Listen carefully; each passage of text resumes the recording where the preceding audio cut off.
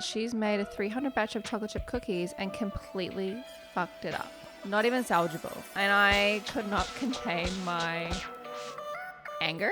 Welcome to Going Nowhere, the podcast about building a CPG business, raising 2 babies, and somehow surviving the madness in between.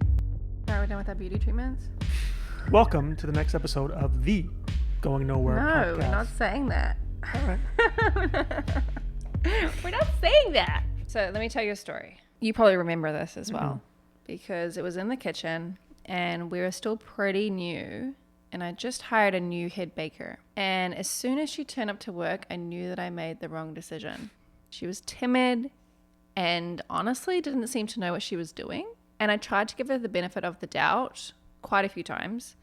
And I thought, oh, okay, she's just new. She's just a little bit shy. Like, she's going to come into herself. So it was one day, probably 3 days in, she is like shaking while she's pouring out ingredients and making a batch for me. And I go into the office. I'm like, I need to give her some space, let her do her thing. Come back out, realize that she's made a 300 batch of chocolate chip cookies and completely fucked it up. Not even salvageable.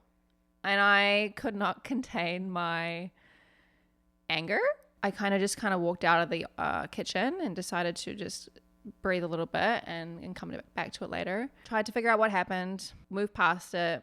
2 days later, I gave her a task of putting some chocolate on a sheet pan for the top of our chocolate chip cookies. As a baker, you know that water and chocolate do not mix. What did she do? She got water in the chocolate, fucked up all the chocolate. And I was like, that's it. I'm sorry, but you've been here for like 5 days, but you're fired.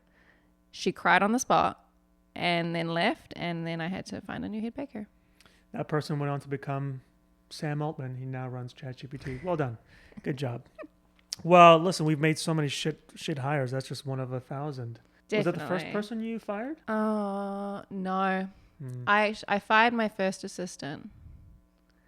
She also cried on the phone. It was right after I had Teo, and she just wasn't cutting it. So we had to rip that Band-Aid off. You know what's funny is that everyone who always dreams about leaving a job or getting fired or quitting, and then the day it happens, it's always like, oh no, my life has ended. It's like exactly what you wanted. Baking is tough. Baking is a science. People think running this is easy. Going back to kind of what we talked about before, is like, this is everyone's dream. It's so tough. Yeah, I think from the outside in, it looks like it's all fun. It's all fun and cookies, right? You're making cookies for a living. Like, how fun is that? And yeah, it's great. It's fulfilling, but it is really tough. And 95% of it is everything other than just making cookies. CPG is messy. Starting out with this business, hiring was not something that I thought that I would have to do. Being a boss was something that I didn't really think I would have to end up doing or being. Looking back now, it's obvious. If we're going to grow, if we're going to scale, obviously we have to hire people. Obviously we have to manage people. But at the time of making this business, all I thought about was just making good cookies. But it came to a point where I had to focus more on the business stuff and hire people to make the product. And that would probably be the hardest thing that I have personally done to this date for the business. Managing people is the absolute singular hardest part of this job, and likely probably of any entrepreneur's job. Most entrepreneurs will need some form of help, some form of team. To me, the people who I try to base my understanding around and my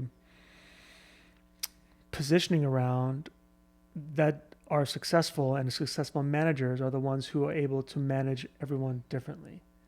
I think this universal thing like Tylenol will work for everyone. It's absolute bullshit. It doesn't work. And you have front of house, back of house, you have shipping, you have bakers. Every one of them has a different job. Everyone is a different person. You have to handle all these tasks so differently. And how do you do that? Well, one, you have to know how to do every job. So that's how you build the confidence and know what you're actually teaching. Two is you have to understand that person. We've taken Enneagram tests. We know that could position you in a sense to know that what your strengths are and what your weaknesses are. I highly recommend every entrepreneur and their staff do that. But there's also ways to motivate them and use words of maybe affirmation, or some people just need to be told what the F to do and dealt with a heavy hand. Challenge is, how do you reach that person on that level without scaring them off or feeling like that they can't do anything right. It's a constant work in progress. I feel like the amount of bakers that we've had in and out of the kitchen, I look at our payroll summaries for the year and I'm like, oh, I remember that person. They were here for like 3 days. We've had every kind of personality in that kitchen, I feel. And along the way, I feel like I've gotten better at understanding certain people and what perhaps makes them tick, what makes them motivated, and what makes them shut down as well. So let's talk about all of the things that people never talk about when it comes to entrepreneurship and building a business, because there's a lot. Yeah. I feel like success only creates more problems.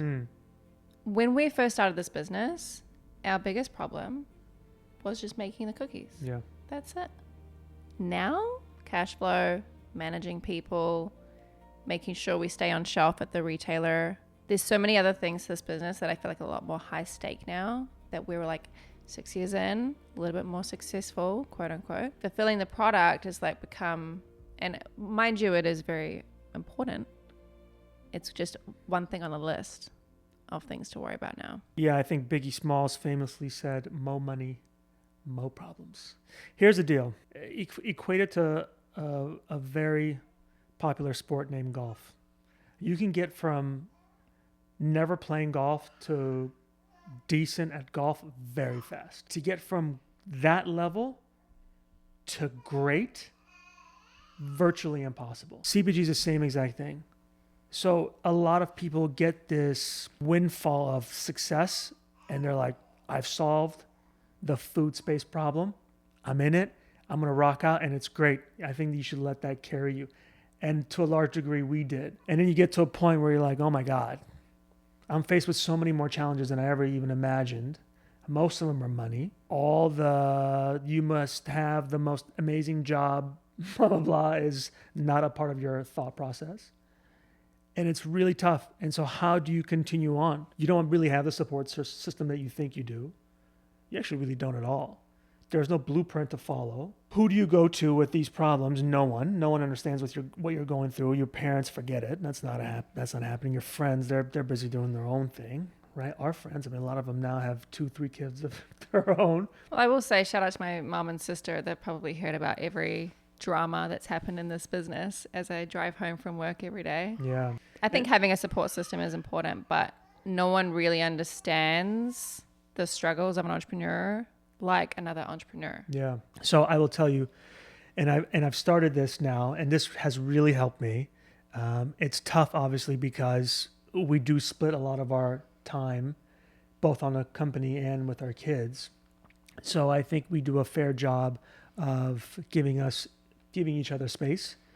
And my morning routine has really been beneficial to help clear my mind. With cycling, we always say, do the hard things, get it out, because if you can surpass that, if you can, kill that 2,300 foot climb in 20 minutes, well, you can combat anything else during that day. Having whatever it is. So for me, it's been a kettlebell workout or getting back into running and clearing my head and getting ready for that space and stepping away from your problems will help you to reassess and come back and say, what do I really need to do? I'll tell you another thing, and this is probably an unpopular opinion. I do not watch my Instagram friends' stories. Like when not their stories, I watch their personal stories, but when they send me videos, 99% of the videos I don't watch. Yeah, you can probably agree that I'm the same. I don't watch them. I don't want to. A lot of them probably are funny, but a lot of them are probably things that I don't want to see, and I don't want my mind to be consumed by junk.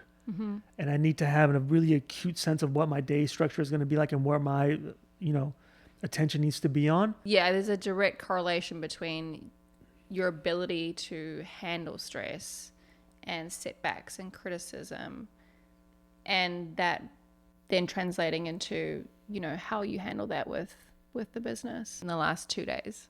So it's very new, but I've started waking up at 5 a.m.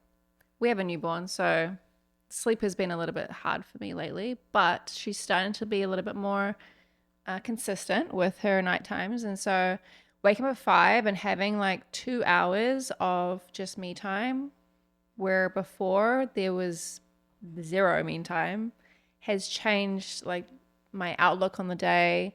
It's given me a lot more patience because I feel like I've gotten the things that I want to do out of the way so that I can be there for our kids and the business. Yeah. On the same kind of topic, but growth, straining relationships.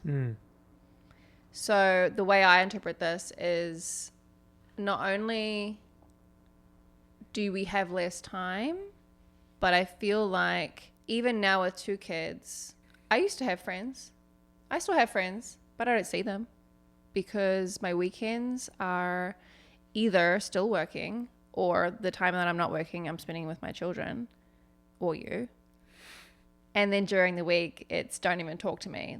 Like we're in work mode. Can still strain our relationship with our families because I feel guilty when there's a deadline that I need to get to and Teo wants me to play with him. How do I explain to him that like I need to work when he's like begging me to come play outside with him? I feel so guilty about that. But then on the flip side, I feel guilty about not working and maybe something being behind because I've decided to, spend some time with the family. Something that fits all of your needs, it's nowhere. Clean treat that isn't dry, it's nowhere. Something made with real ingredients that actually taste like something, it's nowhere. A dessert that combines real food ingredients with decadent nostalgia, it's nowhere. There's a risk-reward thing that plays out in my mind all the time. For me to really enjoy something, I have to have earned it. There's an old story they tell about this guy who has saved all his life to buy a Porsche. On his way to buying this Porsche that he's worked so hard for his entire life, he's listening to the radio and they ask for the 30th caller to call in, and he calls. And on that call, he wins a Porsche. And that winning of the thing that he wanted all his life then means absolutely nothing because it came so easy. And there is a sense of that for me. And so like when my friends say, dude, let's do this on the weekend, it's that same guilt that you're talking about.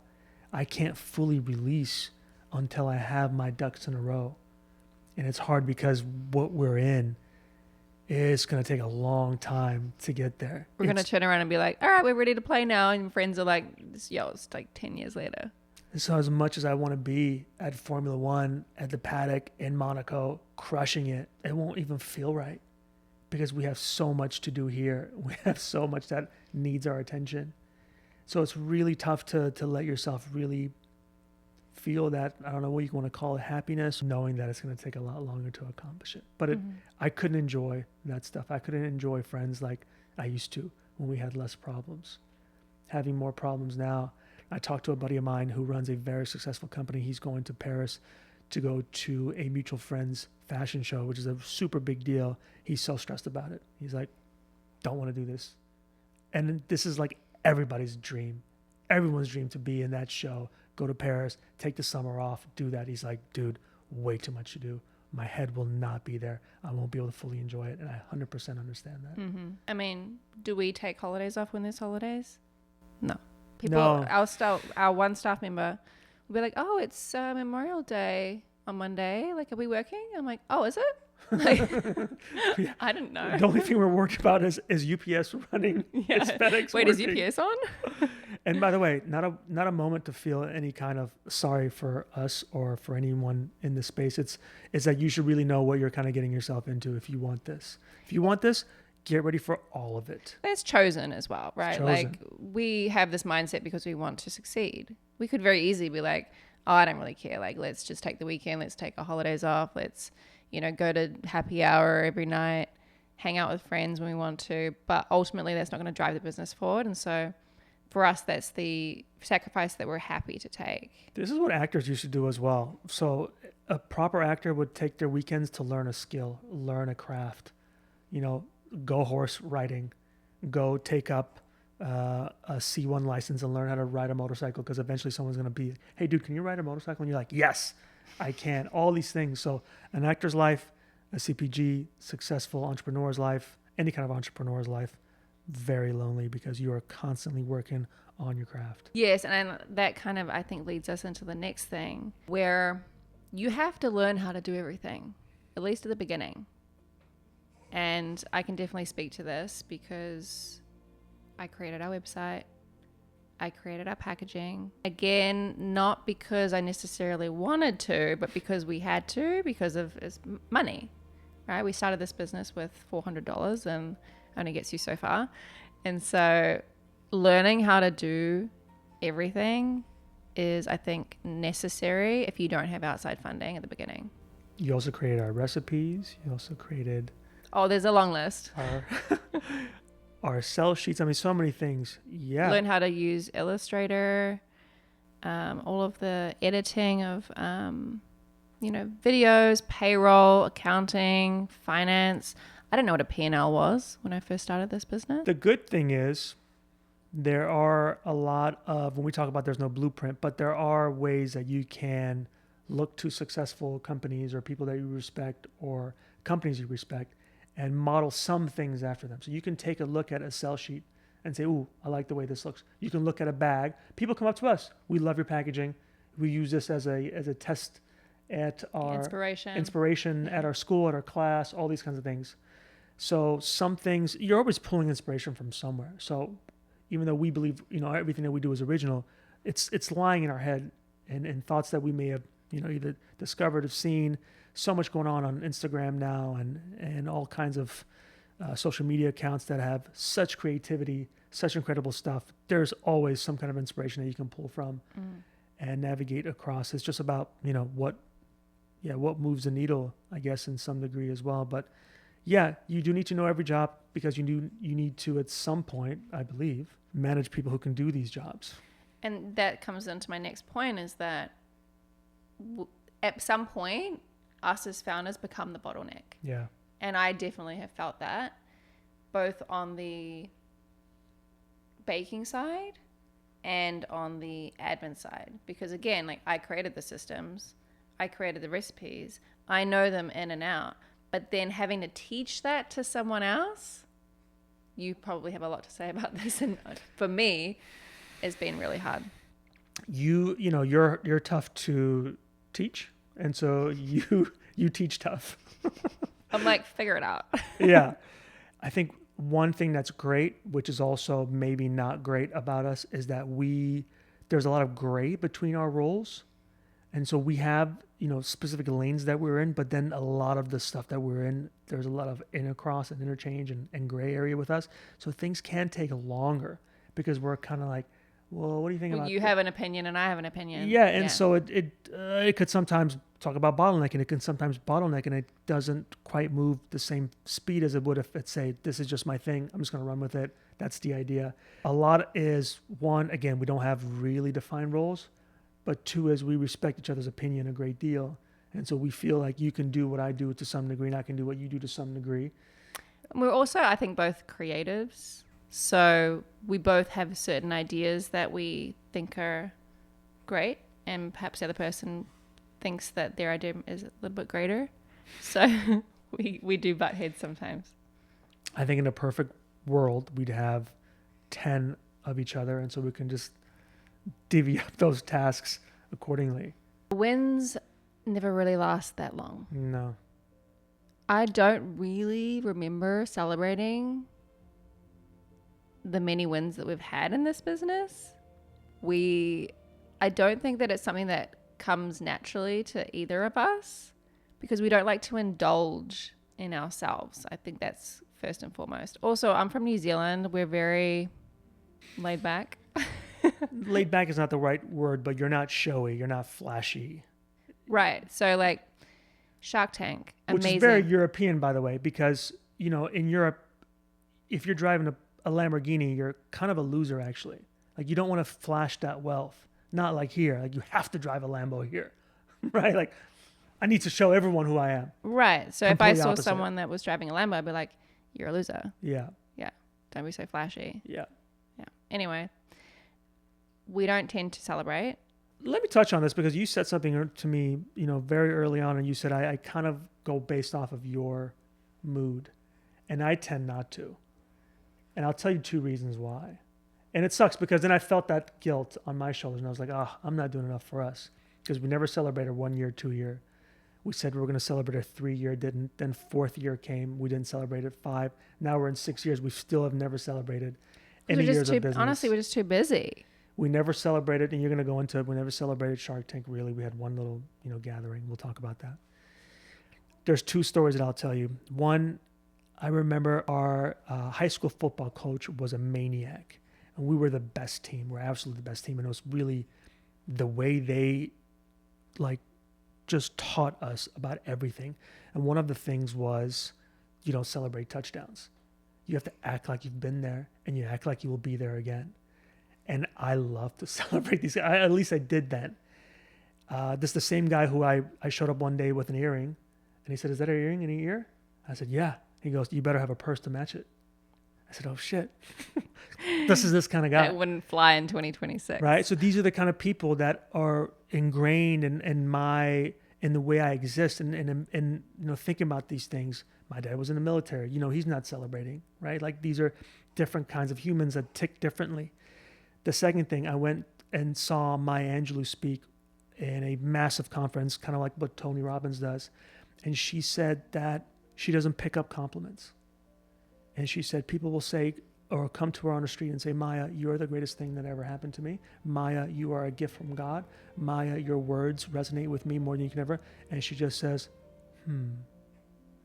Because she says if she picks up those, then she has to pick up the ones that say, "Maya, you're a piece of work. Maya, you destroyed my family. Maya, I don't know why you think you're so successful because you're a piece of shit." Mm-hmm. So she says you have to have that balance because you can't pick up this and not pick up that. I remember you actually told me that one time. You said that if you can't take the bad reviews, then I don't want you to see the good ones. And I remember you used to delete the bad reviews and the good reviews, so I couldn't see any of them. Because honestly, to your point, I would relish in the good, and then anytime someone would write an inkling of a bad review, it would stick with me, and it would I would lose sleep over it. There's small wins, I think, that mean more than anything else. We were at Firm Farm, which is a really great store down the street, run by great people, and we wanted to be in that store for a long time. We finally got in, and it's been a home run in that store ever since. Really great people. In that shopping center is a little coffee shop, a little boutique. We, I think, had ordered food, and so we're waiting for the food. So we go and peek our head in this little boutique. And we walk in, there's a Gen Z gal helping us. And then she asks the question, "What are you doing here?" And we say, "Oh, well, we're dessert CPG founders and blah, blah, blah. And we've got a product into Firm Farm, and we just want to kind of see how it's doing and, do a little shop." She goes, "Oh, cool, blah, blah, blah." As you're trying on clothes, we're hanging out. Her friend storms in, and she goes, "You're not going to believe this. Firm Farm just got Nowhere Bakery." And the girl goes, "They're here." That the girl who was helping us had never heard of us, never heard about Nowhere, nothing. The girl, her best friend, knew everything about us and came in with, and it just such an odd thing and the odd timing of everything. But that feeling, that was a cool feeling. There hasn't been a feeling like that. Yeah. I think we've had a few of those along the way that I would say I agree with you. Those are the kinds of small wins that I really appreciate because it's human. It comes from a real person that's really excited about our product, right? We're excited about it, but it means more when other people are. Great example. Yesterday, our landlord comes over to fix our dishwasher. We give her a cookie to say thank you. And she goes, "Oh my gosh, my daughter loves you guys." She goes, "This is you?" This is you? That was a good feeling. So we have one listener question. Great. And it is, why did we get rid of the candy bar cookie? Well, it's a great question. This kind of leads into one of the points in this episode that we want to talk about is that the product that you make in your kitchen isn't necessarily the one that you can scale. And we are finding that out the hard way. We are in the middle of that right now.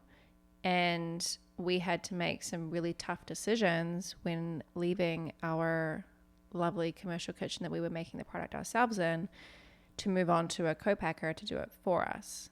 And when we first started looking for a co-packer, I feel like these guys were like, you don't know what you're doing. Because they would look at our recipe and our product and be like, you can't scale this. It requires so many touch points, so much finesse, so much adjustment on the spot that it just was not and will not work. And so the candy bar cookie was one of those products that we just couldn't take it out of what we were doing to a larger scale. The tag cookie as well costs us so much to make, 2x, 3 times the time of any other product to make, not to mention the process. So that had to go. Not to mention the chocolate. Amount of chocolate. Chocolate costs. Ooh. We're in this position now even where we have to reflect on everything that we're doing, because even the product that we have now has landed us in a position where the co-packer that we had decided to quit on us 2 or 3 weeks in because it was too hard to make. So we are at a crossroads. You know, the good thing about us and how we started is we do unique products for a limited time. And so this was never meant to be more than that. Mm-hmm. We stretched it way beyond its due date because it's such, one, a wonderful product, 2, a favorite product. But it was time.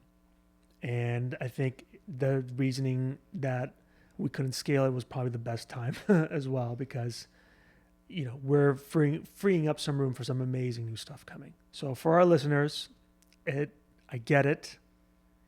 I would be pissed if some things that I really love are being pulled as well. I remember, I think I found a cologne when I was able to wear cologne before that was taken away from me. I remember when I found one that I really loved, I would buy multiple because I was like, in case they ever pull this, I want to make sure I have enough. Yeah, I mean, there's like a running joke with the collabs that we've done and all the limited edition stuff that we've done in the past, because I feel like I make it the hardest for us to scale, because I want to make it the best, most indulgent, most coolest product ever. I don't even think about process. Yeah. I don't think about how hard it's going to be until we're knee deep in the sales. And I'm like, shit, we got to make this product. And case in point, the peanut butter cups with the caramel and the peanut butter and the chocolate that we did with Sun Life and Olivia. Amazing product. Loved it. People are still asking for us to bring it back. I'm like, hell no. Like, that was so hard to make. The amount of chocolate we had to throw away. Yeah. We're not chocolatiers. But I guess at the moment I thought I was. So to our listeners, if you see us on shelf, buy it. If we're available online, buy it, because we may not be tomorrow. Amen. Cookies! Last segment, and a tradition that we're going to start is we're going to talk about something that we hate. Because often people can't be talking about what they hate because they have to be buttoned up and polished. This is an opportunity to talk freely to exhaust that thing on your tongue that you hate. So I'll open the floor to you and see if you have something that you hate today or this week. Or, like, do you hate a person? No. No. Oh, dear. You know, I know my staff member is sitting right next to us, but I do actually hate managing people. I can't stand it. I would rather, if I could run this business by myself in my room, I would. Yeah. You know what I hate? I can't find a goddamn email. For the life of me, I cannot find an email. You know what I hate? Having to find those emails for you. You have to find them. I always turn them to you. So, yeah. So there you go. So there's 2 things that we hate together. There's a long list of things I hate, so we're going to do a lot of episodes. And with that, that's another episode. Hope you enjoyed it. Go and treat yourself to a cookie or a brownie. We should be eating cookies right now. Why are we not eating cookies? Because it would mess up with the sound. No. No. Our producer has mentioned it does not mess with the sound. So on the next episode, you will see us eating cookies. We got to be eating cookies.